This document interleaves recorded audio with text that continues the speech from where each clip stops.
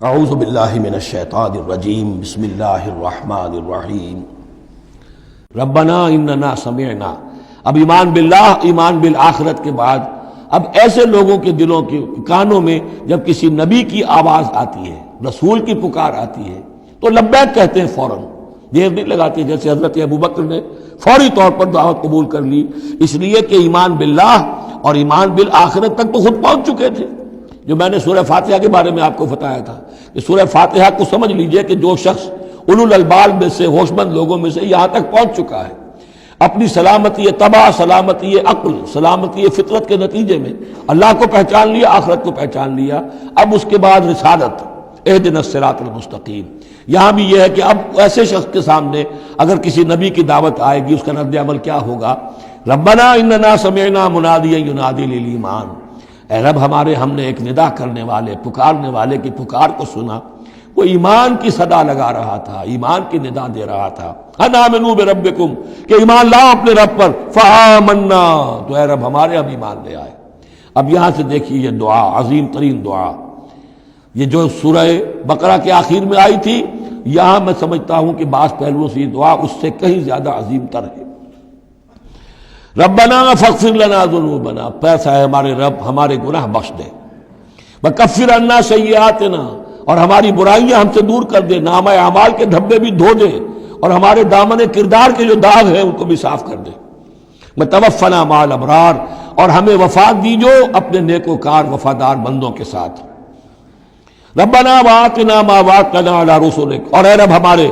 ہمیں دیجو وہ سب کچھ جس کا تو نے وعدہ کیا ہے ہم سے اپنے رسولوں کے ذریعے سے، ولا تخزنا یوم القیامہ، ہمیں قیامت کے دن رسوا نہ کیجو، انک لا تخلف المیعاد، یقیناً تو اپنے وعدے کے خلاف کرنے والا نہیں ہے۔ ہمیں شک ہے تو اس بات میں ہے کہ آیا ہم تیرے ان وعدوں کے مصداق ثابت ہو سکیں گے یا نہیں، لہذا تو اپنی شان غفاری سے ہماری کوتاہیوں پر پردہ پوشی کیجو، اور ہمیں دے دیجو وہ سب کچھ جو تو نے وعدہ کیا ہے رسولوں کے ذریعے سے۔ فاستجاب لہم، اب یہ ہے دعا کی قبولیت کی انتہا، فوراً اس دعا کے بعد قبولیت۔ اللہ نے ان کی دعا قبول فرمائی، انی لا اضیع عمل عامل منکم، کہ میں تم میں سے کسی عمل کرنے والے کے کسی عمل کو ضائع کرنے والا نہیں ہوں، من ذکر او انثی، خواہ وہ مرد ہو خواہ عورت، بعضکم من بعض، تم ایک دوسرے ہی میں سے ہو، ایک ہی باپ کے نطفے سے بیٹا اور بیٹی، اور ایک ہی ماں کے رحم میں پلی ہے بیٹی بھی اور بیٹا بھی۔ فالذین ہاجروا، تو میرے وہ بندے، اور اے میرے وہ بندوں جنہوں نے یہ کام کیے میرے لیے، فالذین ہاجروا، جنہوں نے ہجرت کی، واخرجوا من دیارہم، جو اپنے گھروں سے نکال دیے گئے، واوذوا فی سبیلی، جنہیں میری راہ میں ایذائیں پہنچائی گئیں، وقاتلوا، اور انہوں نے میری راہ میں جنگ کی، وقتلوا، جانیں بھی دے دی، قتل ہو گئے، لَأُكَفِّرَنَّ عَنْهُمْ سَيِّئَاتِهِمْ، کوئی شک ہی نہیں، لازماً میں ان سے ان کی برائیوں کو دور کر دوں گا، ان کے نامہ اعمال میں کوئی دھبے ہوں گے انہیں بھی دھو دوں گا،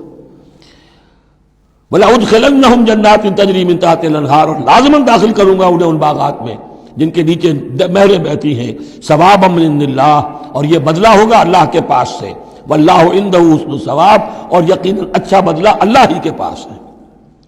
اب اس کے بعد جو 4 آیتیں رہ گئی، 5 آیتیں، یہ پھر ایک کنکلوڈنگ ہے تمام پر، کیونکہ اس وقت اس صورت میں کچھ یہود کا ذکر ہوا، نصارہ کا، اہل کتاب کا، اہل ایمان کا، مشرکین کا بھی۔ لا یغرنک تقلب الذین کفروا فی البلاد،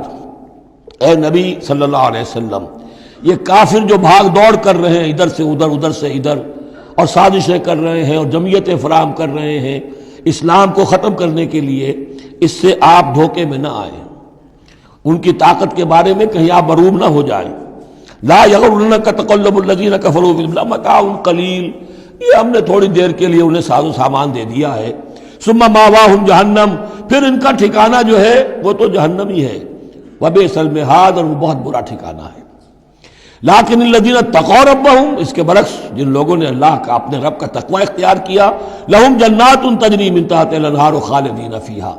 ان کے لیے باغات ہوں گے جن کے دامن میں ندیاں بہتی ہوں گی، اس میں وہ ہمیشہ ہمیشہ رہیں گے، نزلا من عند اللہ، اور یہ بھی ابتدائی مہمان نوازی ہوگی اللہ کی طرف سے، نزل،